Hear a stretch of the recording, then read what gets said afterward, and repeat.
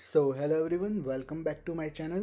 तो आज हम बात करने वाले हैं चैप्टर नंबर 4 जो कि है एक्वेटिक इकोसिस्टम, उसका पार्ट नंबर 1। ओके, यानी कि ये जो पूरा चैप्टर है वो 2 से 3 पार्ट में डिवाइड होगा क्योंकि काफ़ी बड़ा चैप्टर है ये।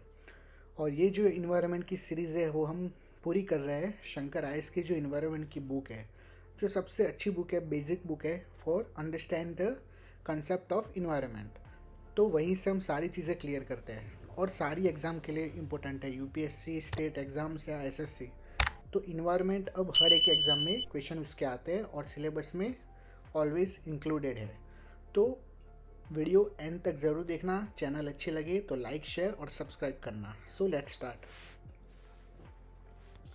सबसे पहले बात करें तो ecosystems consisting of water as the main habitat, यानी कि वाटर जो है वो मेन हैबिटेट है, मेन रहने की जगह है, तो उससे हम एक्वेटिक इकोसिस्टम कहेंगे। पीछे हमने टेरेस्ट्रियल इकोसिस्टम समझा, उसमें क्या था कि लैंड जो था, ज़मीन जो थी वो रहने के लिए मेन जगह थी, लेकिन यहाँ पे क्या है, पानी है। Aquatic ecosystems are classified based on their salt content. तो कैसे क्लासीफाई करते हैं हम एक्वेटिक इकोसिस्टम को, यानी कि पानी को कैसे क्लासीफाई किया जाता है, तो सॉल्ट कंटेंट उनका चेक किया जाता है। तो उस हिसाब से 3 इकोसिस्टम यहाँ पे बनता है, एक तो फ्रेश वाटर, एक मरीन और एक ब्रैकिश। ओके, तो इन तीनों को हम अच्छे से समझते हैं। द पहले बात करें फ्रेश वाटर इकोसिस्टम की। So the salt content of fresh bodies is very low. तो यहाँ पे क्या है कि सॉल्ट कंटेंट जो है ना वो काफ़ी ज़्यादा कम है, ऑलवेज लेस देन 5 पीपीटी, यानी कि पार्ट्स पर थाउजेंड। ये हमने ऑलरेडी पीछे पढ़ा था, ये दोबारा हम रिपीट कर रहे हैं।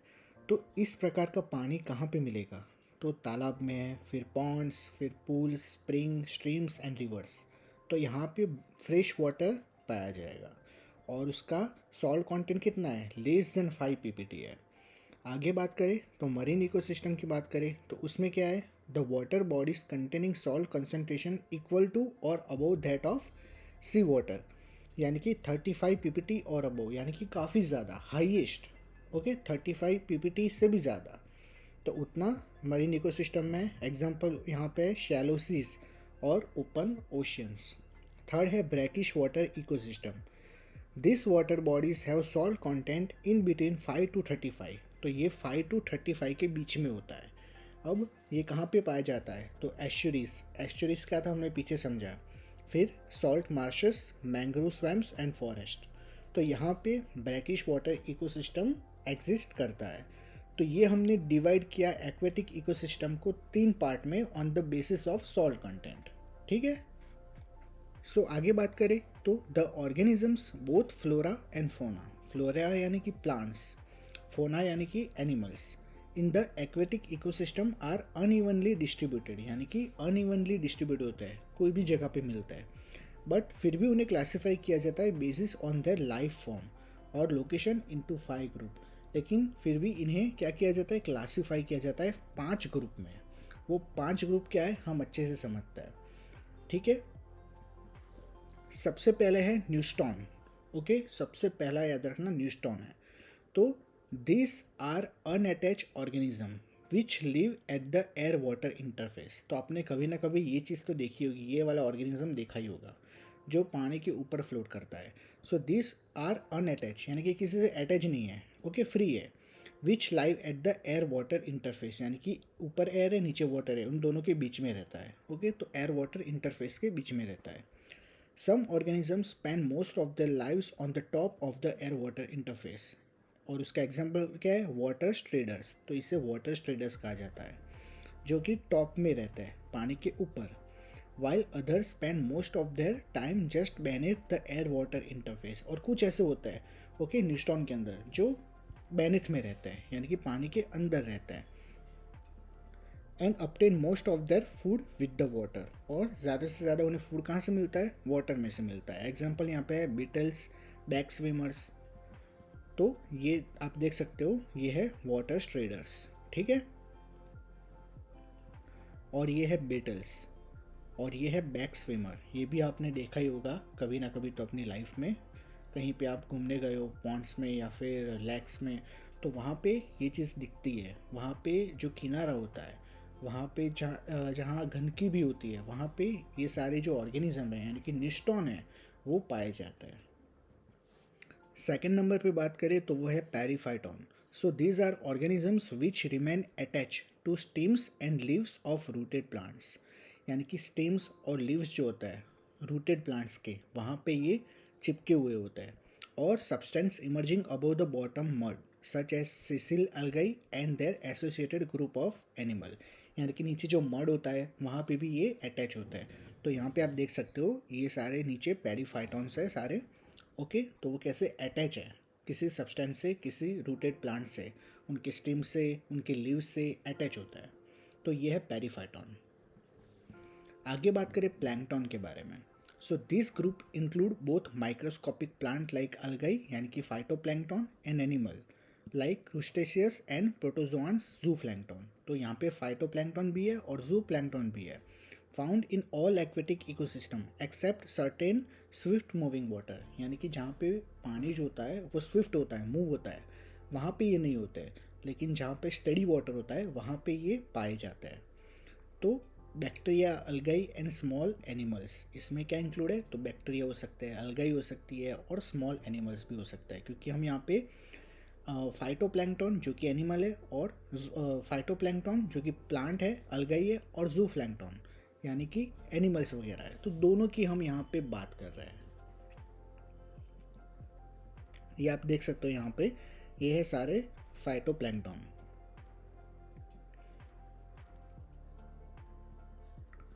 नेक्स्ट बात करें तो वो है nekton. Okay, so this group contain animals which are swimmer, जो तैरते हैं उनकी बात हम कर रहे हैं यहाँ पे. Organisms are powerful and large size from small insect to large blue whale. यानी कि ये देख सकते हो आप, प्रॉन्स है एकदम छोटी साइज का है, एक उंगली से भी छोटा. तो उससे लेके बड़ी व्हेल तक सारे नेक्टॉन के अंदर आएंगे. फिफ्थ नंबर पे बात करता है बैंथोस के बारे में. सो benthic organisms are those found living in the bottom of the water mass. यानी कि समुद्र के अंदर, पानी के अंदर, ओके, जहाँ पे बॉटम होता है, जो बॉटम का लेवल होता है, वहाँ पे ये सारे ऑर्गेनिजम्स पाए जाते हैं. Practically every aquatic ecosystem contain well developed benthos. यानी कि हर एक एक्वेटिक इकोसिस्टम हो, हमने पीछे पढ़ा कि ब्रैकिश हो, मरीन हो या फ्रेश वाटर हो, हर प्रकार के जो इकोसिस्टम है वहाँ पे जो बॉटम लेवल होता है वहाँ पे कोई ना कोई ऑर्गेनिजम्स तो मिलता ही है. तो उनको बेंथोस कहा जाता है. तो यहाँ पे स्टार फिश है और यहाँ पे और एक ऑर्गेनिजम्स है, आप देख सकते हो. तो वो कैसे अटैच है बॉटम के साथ. ठीक है, यहाँ पे एक सिंपल एक मैप है. यहाँ पे निस्टॉन है सबसे पहले, फिर प्लैंकटन है, नेक्टॉन है, नीचे बेंथोस है. ओके, तो इस तरह पूरा डिवाइड है. लेकिन ये ज़रूरी नहीं कि ऐसा ही होता है. कभी कभी आपने देखा होगा कि ये जो नीचे क्रेब्स वगैरह होते हैं वो भी ऊपर आते हैं, नेक्टॉन होता है वो भी सरफेस पे आ सकती है. लेकिन ऐसे डिस्ट्रीब्यूट होता है पूरा, उनका जो लेवल होता है वो. ओके, इस तरह होता है पूरी चीज़. अब आगे बात करें factors limiting the productivity of the aquatic habitats. Okay, यहाँ पे लिमिटिंग फैक्टर की बात करते हैं. तो आगे बात करें सनलाइट के बारे में. So sunlight penetration rapidly diminish as it passes down the column of water. यानी कि जैसे जैसे सूर्य की किरण होती है वो नीचे समुद्र के अंदर जाती है, या लेक्स के अंदर जाती है, या पॉन्ड्स के अंदर जाती है, या फिर रिवर मान लो. तो जैसे जैसे अंदर गहरी जाएगी वैसे उसकी जो लाइट है वो कम होती जाएगी. The depth to which light penetrates a lake determine the extents of plant distribution. यानी कि जहाँ तक उसकी लाइट जाती है वहाँ तक प्लांट्स देखने को मिलेंगे. उसके नीचे जहाँ पूरा अंधेरा हो जाएगा, जहाँ पे सनलाइट नहीं रीच कर पाती, वहाँ पे प्लांट का डिस्ट्रीब्यूशन नहीं होगा. Based on the light penetration and plant distribution, they are classified as photic and aphotic zone. तो इन्हें फोटिक और अफोटिक जोन में क्लासीफाई किया जाएगा. यानी कि कितनी लाइट पेनेट्रेट हो रही है, तो इसका यहाँ पे ये क्लासीफाइड है. हम पीछे अच्छे से समझते हैं. सबसे पहले बात करें फोटिक जोन की. So it is the upper layer of the aquatic ecosystem. तो सबसे पहला इंपॉर्टेंट चीज़ क्या है? तो ये अपर लेयर में है. Okay, up to which light penetrate and within which photosynthetic activity is confirmed. यानी कि फोटिक जोन किसे कहा जाएगा? जहाँ तक लाइट आ रही है, जिस लेवल तक पानी के अंदर, जहाँ कोई स्तर तक लाइट आ रही है, ओके, पेनेट्रेट कर रही है, तो वहाँ फोटोसिंथेटिक प्रोसेस जो है वो हो पाएगी. ओके, तो ये सिंपल पहली चीज़ थी. The depth of this zone depend on the transparency of water, यानी कि जहाँ तक फोटिक जोन, जहाँ तक लाइट जाती है वहाँ ट्रांसपेरेंसी होगी, जहाँ लाइट ख़त्म हो गई वहाँ फिर डार्कनेस स्टार्ट होगी। Both photosynthesis and respiration activity take place, यानी कि इस जगह पे, यानी कि फोटिक जोन में। अब फोटिक जोन कहाँ तक होगा, जहाँ तक लाइट जाती है वहाँ तक।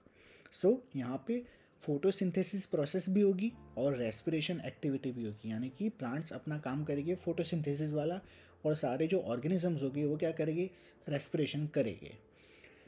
फोटिक और यूफोटिक, इसे यूफोटिक जोन भी कहा जाता है। सो photic or euphotic zone is the lightened and usually well mixed portion that extend from the leg surface down to where the light level is 1% of that at the surface, यानी कि last में 1% भी कहीं पे light आ रही है okay सन की, तो वहाँ तक हम फोटिक जोन या फिर उसे यूफोटिक जोन भी कहते हैं। तो जहाँ तक 1% भी लाइट आ रही है वहाँ तक ये फोटिक जोन माना जाएगा। फिर उसके नीचे अफोटिक जोन स्टार्ट होगा जहाँ पे लाइट बिल्कुल नहीं है। यहाँ पे आप एक मैप देख सकते हो ओके, ये ऊपर फोटिक जोन है, यहाँ पे मिड वाटर जोन है और यहाँ पे अफोटिक जोन है, नीचे उसके नीचे डार्कनेस ही है। तो यहाँ पे ऊपर फोटोसिंथेसिस प्रोसेस भी होगी, क्योंकि यहाँ तक देखो ये लेवल है ना, यहाँ तक क्या होगा कि लाइट आएगी सबसे पहले, तो यहाँ पे प्लांट्स भी अच्छे खासे होंगे, लेकिन इसके नीचे प्लांट्स नहीं होंगे क्योंकि फोटोसिंथेसिस प्रोसेस सबसे पहले होगा नहीं, ठीक है। तो यहाँ पे क्या होगा, पूरा डार्कनेस एरिया है, तो यहाँ पे सिर्फ रेस्पिरेशन होगा और ऊपर रेस्पिरेशन और फोटोसिंथेसिस दोनों चीज़ें होगी। अब बात करें अफोटिक जोन की, the lower layer of the aquatic ecosystem, तो ये लोअर लेयर जो है वो यहाँ पे, तो where light penetration and plant growth are restricted, तो यहाँ पे क्या होता है, लाइट भी रेस्ट्रिक्टेड है और प्लांट का ग्रोथ भी क्या है, रेस्ट्रिक्ट है, forms the aphotic zone. Only respiration activity take place, यानी कि वहाँ पे ऑक्सीजन का क्रिएशन तो होगा नहीं, सिर्फ रेस्पिरेशन ही होगा ओके, ठीक है। Aphotic zone is position below the photic zone to bottom of the leg. Light levels are too low for photosynthesis. Apophotic zone is a region of oxygen consumption, also known as profundal zone. तो इसे profundal zone भी कहते हैं okay, जहाँ पे सिर्फ oxygen consumption होगा, सिर्फ सांसें ली जाएगी ओके, लेकिन नई चीज़ें यानी कि नया ऑक्सीजन जो होगा वो क्रिएट नहीं होगा क्योंकि लाइट एब्सेंट है और फोटोसिंथेसिस रेस्ट्रिक्ट है, ठीक है। तो इतनी चीज़ें समझ आ गई।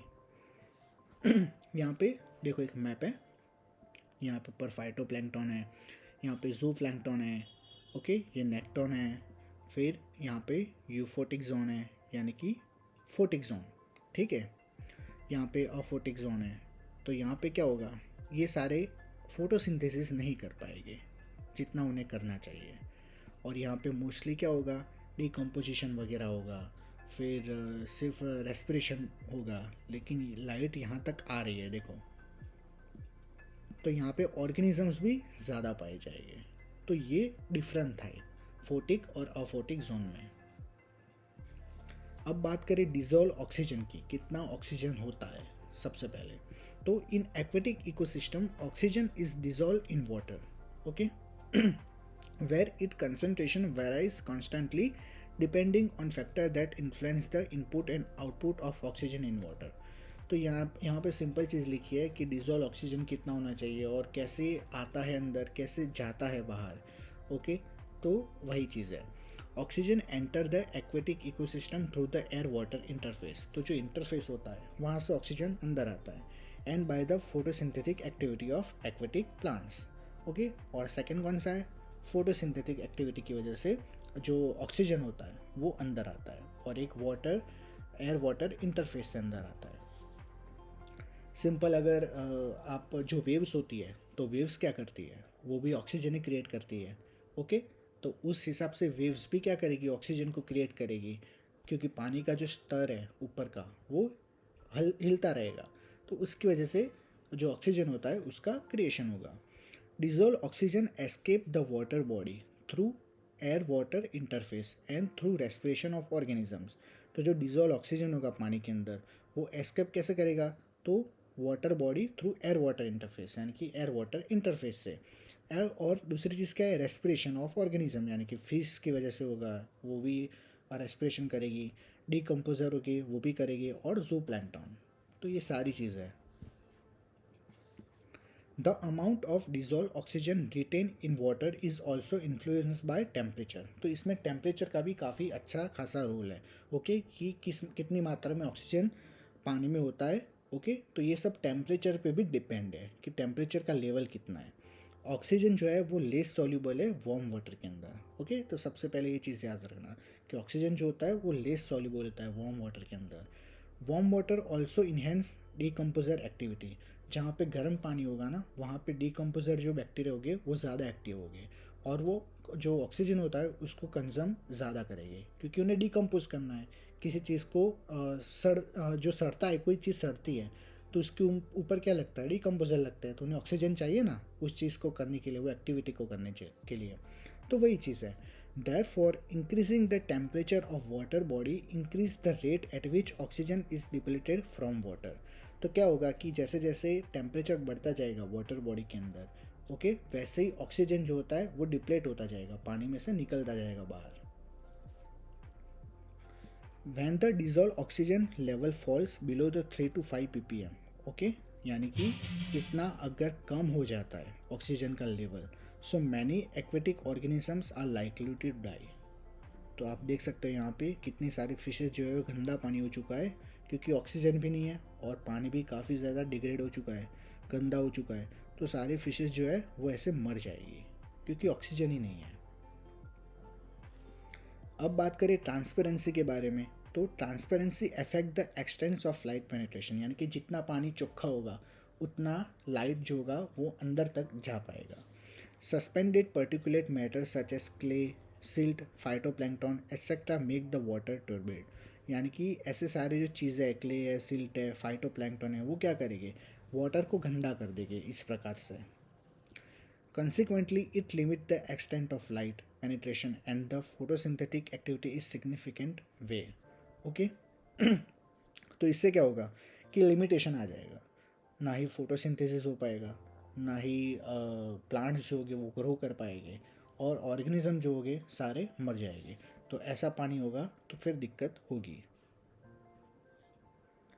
सो अब लास्ट एक इम्पोर्टेंट पॉइंट की अगर हम बात करें तो वो है temperature. So the water temperature change less rapidly than the temperature of air. तो जो पानी का टेम्परेचर होता है ना वो काफ़ी ज़्यादा धीरे से चेंज होता है अगर कंपेयर करें उससे हवा से, यानी कि एयर से।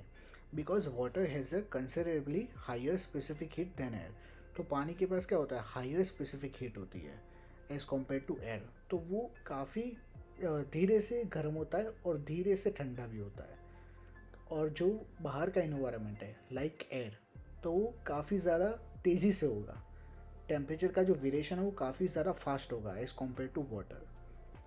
As a result, even small change in the water temperature are a great threat to the survival of aquatic organisms when compared to the change in the air temperature in the terrestrial organism। हवा के अंदर ठीक है कि चलो कुछ मात्रा में अगर फास्ट वे में भी होता है टेम्परेचर का चेंज तो चल जाता है, लेकिन पानी में ऐसा होगा तो सारे जो ऑर्गेनिजम्स होंगे उनका क्या होगा, प्रॉब्लम स्टार्ट होगी उन्हें, और वो मर भी सकता है। अभी फ़िश की बात करें तो फिश एकदम से उसका 5 डिग्री जो टेम्परेचर है वो अप या डाउन हो गया तो उन्हें दिक्कत होगी और मर सकती है। तो टेरेस्ट्रियल इकोसिस्टम में ऐसा नहीं होता। तो ये दोनों के बीच में, टेरेस्ट्रियल और एक्वेटिक इकोसिस्टम के बीच में ये थोड़ा फ़र्क है, ये समझना। The classification of organisms and limiting factor discuss here apply in general to all aquatic ecosystem. Okay, यानी कि जो हमने ऊपर वाला जो क्लासिफिकेशन समझा, ओके, तो वो चीज़ सब में अप्लाई होगी, सारे एक्वेटिक इकोसिस्टम में अप्लाई होगी, like lakes, ponds, river, streams, estuaries, ocean and seas. Okay, तो ये था एक्वेटिक इकोसिस्टम का पार्ट 1। सो चैनल अच्छी लगी हो तो लाइक, शेयर, सब्सक्राइब करना, और इसका पार्ट जो 2 है वो नेक्स्ट वीडियो में जल्दी आएगा। So thanks for watching, keep learning and keep enjoying your life. Thank you.